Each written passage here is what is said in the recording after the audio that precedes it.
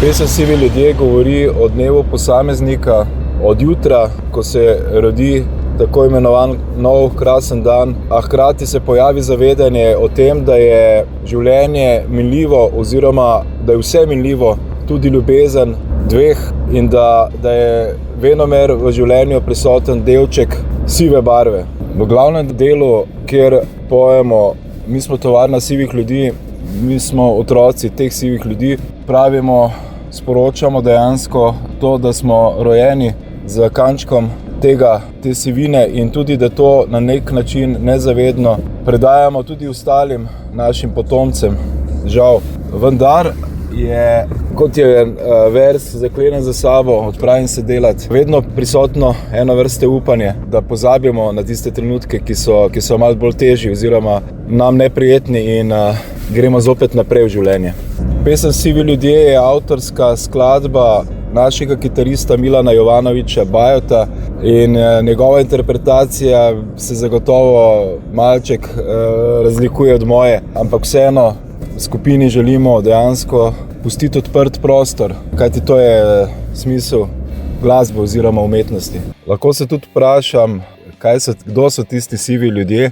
Poleg tega, kar sem že prej omenil, lahko bi tudi bili, tako kot stari narodi modro sporočajo, da so sivi ljudje na nek način vedno bili izkušeni in modri. In ta optimizem lahko prenesemo tudi na to, da tudi mi lahko se odločamo v nadaljne korake modro in preudarno. Naši načrti za prihodnje so čim več koncertov po Sloveniji, namreč izdali bomo v tem mesecu decembru album v celoti, prisoten bo na vseh platformah in želeli bi to približati publiki oziroma poslušalcem. Tako da se vidimo na koncertih. Radio Prlek, najlepša hvala za vso pomoč in posluh.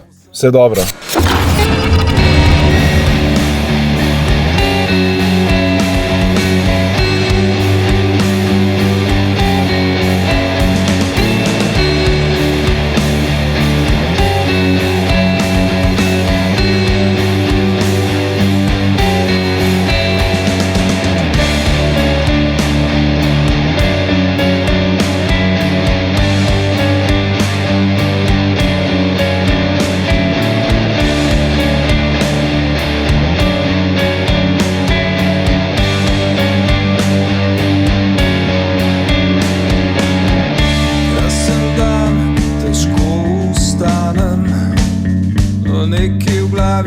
Še vedno mori, pogledam levo, ni te zraven, prazna posta, odkar te ni. Postaran obraz, pogledano se gleda, sprašujem sebe, kje sem ostal, zaklenem za sabo, ko odpravim se delat, v najnem pletu, duh je ostal.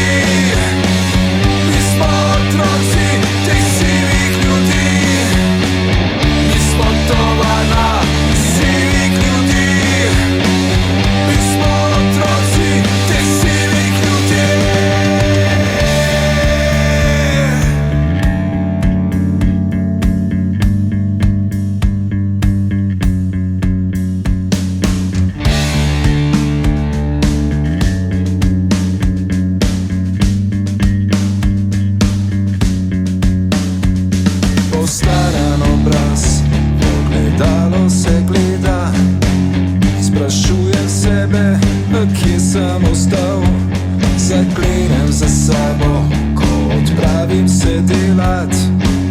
V nanem fletu duh je ostal.